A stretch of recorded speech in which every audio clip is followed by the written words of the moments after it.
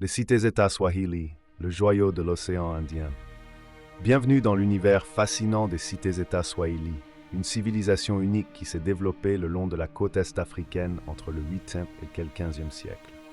Ces villes prospères, comme Kilwa, Zanzibar et Mombasa, étaient de véritables carrefours de commerce et de culture, reliant l'Afrique à l'Asie et au Moyen-Orient. Découvrons ensemble cette civilisation qui a marqué l'histoire mondiale par sa richesse culturelle et commerciale. Dès l'Antiquité, la côte est africaine attire les marchands étrangers. Des documents tels que le périple de la mer Érythrée et les écrits de Ptolémée témoignent de l'intensité des échanges entre cette région et les civilisations du Moyen-Orient, de l'Inde et même de la Chine. Les Bantous et les migrations arabes. Les populations bantoues, premières habitantes de la côte, rencontrèrent les marchands arabes et persans venus chercher de l'or, de l'ivoire et des épices. Ces interactions pacifiques ont conduit à une acculturation profonde, donnant naissance à la culture swahili. La langue swahili. Le swahili, issu des langues bantoues enrichies par des emprunts à l'arabe, au persan et au portugais, est l'un des premiers marqueurs de cette culture. Initialement transcrit en caractère ajami, arabe, il est devenu une langue écrite en caractère latin sous l'influence européenne. Les peuples de la culture swahili. La culture swahili est le fruit d'un métissage entre plusieurs peuples. Les Bantous, premiers habitants, apportant langue, tradition et structure sociale. Les Arabes, initiateurs du commerce maritime et introducteurs de l'islam. Les Persans, influents dans l'architecture et l'organisation politique. Les Indiens et Asiatiques, enrichissant la culture à travers l'introduction de textiles, d'épices et de techniques commerciales. Localisation actuelle des peuples.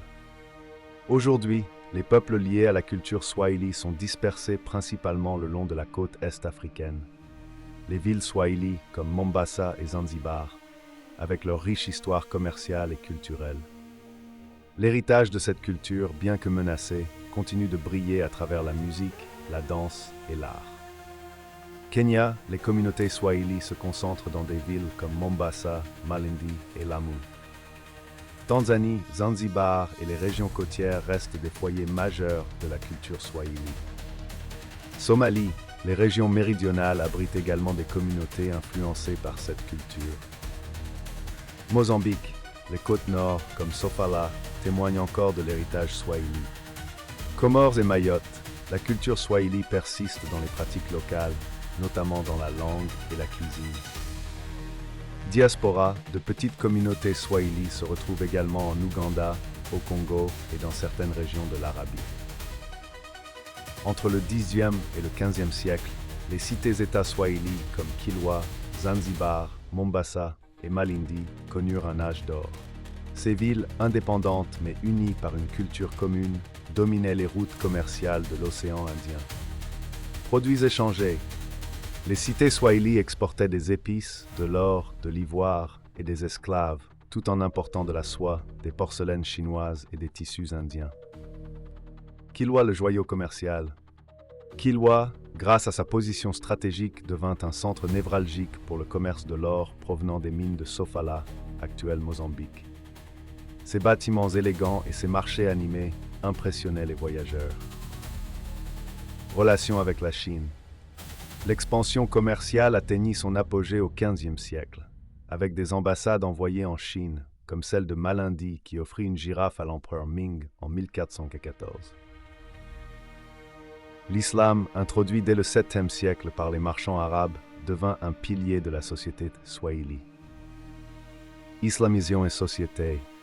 Les cités-États étaient profondément marquées par l'islam, qui influença leur architecture, leur système juridique et leurs pratiques sociales. Cependant, ces pratiques coexistaient avec des traditions africaines locales. Architecture. Les mosquées et palais en pierre de corail, comme la grande mosquée de Kilwa, témoignent du raffinement architectural des cités swahili. L'arrivée des Européens marqua un tournant pour les cités-États swahili. En 1488, Vasco de Gama atteint Mombasa, bouleversant les équilibres commerciaux et politiques. Conflit avec les Portugais. Les Portugais, en quête de contrôle sur les routes maritimes, détruisirent plusieurs cités comme Kilwa et Mombasa à coups de raids violents, et imposèrent des tribus aux survivants. Résistance et domination. Malgré des résistances sporadiques, comme celle de Mogadiscio ou de l'île de Pemba, la domination portugaise affaiblit durablement la prospérité des cités swahili. Aujourd'hui, l'héritage swahili reste vivant et continue d'enrichir les cultures de l'Afrique de l'Est. Langue et littérature. Le Kiswahili est parlé par plus de 200 millions de personnes, faisant de lui une langue véhiculaire majeure en Afrique de l'Est. La poésie et les contes en Kiswahili perpétuent une tradition littéraire ancienne. Patrimoine architectural. Des villes comme Lamu, Stone Town, Zanzibar et Kilwa Kisiwani sont classées au patrimoine mondial de l'UNESCO, témoignant de la grandeur passée. Tradition vivante. Les danses, chants et festivals swahili, comme le célèbre festival de Zanzibar, célèbrent la richesse culturelle de cette civilisation.